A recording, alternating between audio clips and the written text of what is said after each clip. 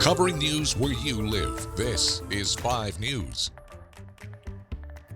Well, another lawsuit has been filed against Jamie Speaks, a Greenwood man who is accused of sexually assaulting 2 children at Miss Tina's daycare 15 years ago. Attorney John Gillespie, the lawyer representing Jane Doe and now Janet Doe, says 19-year-old Janet Doe filed a civil lawsuit against Miss Tina's preschool and Jamie Speaks. Speaks is accused of molesting Janet Doe from the age of 2 until she was 5. The accuser has filed a civil lawsuit, the daycare claiming they allowed a convicted sex offender to be alone with kids and herself unattended. Now, Speaks' wife, Wanda Speaks, worked at Miss Tina's, according to the complaint, and would bring him to work with her. While the first lawsuit claims Speaks volunteered at the school and allegedly took children to the bathroom unsupervised. The second says Speaks would bring 2 or 3 children, including Janet Doe, to the movie room. The biggest difference is that Janet Doe specifically recalls that there would be other little children involved in her abuse. Speaks would, and it's important to remember that all of this had to have been done with Wanda Speaks' full knowledge. There's just no way it could have occurred otherwise. Well, Greenwood Police Chief Brad Hobbs says the department has interviewed Janet Doe and will continue to investigate the allegations in a separate criminal case. And as we see temperatures drop this week, the Salvation Army in Northwest Arkansas is offering its cold weather shelter services. Now, you can find them at the Fayetteville and Bentonville emergency shelters. The Bentonville one will be open when the temperature falls anytime below 32 degrees. The Fayetteville shelter will be open after 6 p.m. Monday through Friday, or anytime the temperature again will fall below 32 degrees on the weekends. Meanwhile, in the River Valley, the Salvation Army shelter located on North D Street in Fort Smith is open Monday through Friday, 8 a.m. to 5 p.m. All right, let's get a check of that weather with meteorologist Zach Scott, because Zach, we saw a little bit of snow earlier this week, yesterday on Tuesday, but we're not done yet. No, we're not done.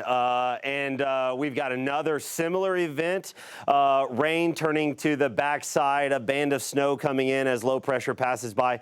Similar to what you saw Tuesday, we could see that again Friday.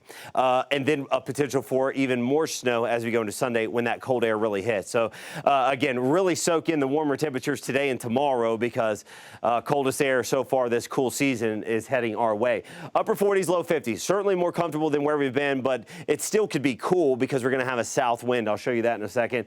But upper 40s, low 50s, and sunshine should be a nice treat for us here, not only for Northwest Arkansas, even nicer for us across the River Valley from Salisaw to Clarksville, and then from Poto to Heavener to Greenwood. We're looking at temperatures in the mid-50s with sunshine. Again, breezy could certainly make it feel a little cooler, especially where you're more into those upper 40s in Northwest Arkansas. Gusts today will be getting up 25 to 30 miles per hour on average, 20 to 25 miles per hour in the River Valley. Again, the higher elevations to the north and south could see some stronger gusts.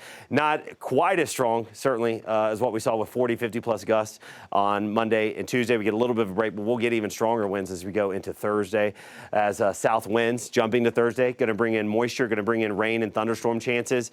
And, yeah, those winds will be back gusting over 30 miles per hour. It has been a windy period here, that is for sure.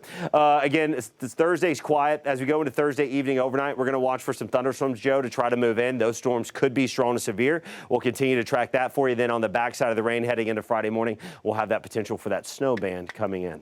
All right, thanks for that, Zach. Well, a group of Fort Smith teens catching porch pirates red-handed, and it's all caught on video. 5 News reporter Lauren Spencer spent the afternoon with the teens to find out what happened. Kylan, Noah, Larry, Alex, and Jordan are seniors at Northside in Fort Smith. This friend group usually spends their time after school playing video games. But last Friday, they were up for a different task, fighting crime in their neighborhood. I noticed 2 kids were walking down the road, and then I glanced back a few minutes later and saw the same kids running down the road, and it just looked a little bit suspicious. So I said, I think those kids just stole packages. So the friends sprung into action. Larry was asking me, hey, You want to go get him? I dropped the Wii remote right there and said, let's go get him. And we both started sprinting down the street. The boys found the porch pirates at a nearby apartment complex and didn't let them off too easy. We decided to walk them back to the house they stole from with the packages, made them knock on the door and tell them what they did, and they got a lecture. The friends said their main motivation for stopping the theft was to help others take the high road. And I'd love to see someone do better than I was at that point. You know, like wherever I was messing up, if I see somebody doing the same, I'd obviously show them the better route. This encounter only made the group of friends grateful for each other's character. Dude, we went and played basketball. Like nothing happened. Like nothing didn't happen. That's why Like every day it just turns. felt like a regular day. Yeah. What we decided is just like, as soon as that happened, we just want to help as soon as we see anything else. I'm super proud of them. I'm so glad that they did the right thing. In Fort Smith, covering news where you live, Lauren Spencer, 5 News. Well, thank you for joining us here today for the latest news and weather where you live. I'm Joe Ellison. Catch up with us again tomorrow right here for more.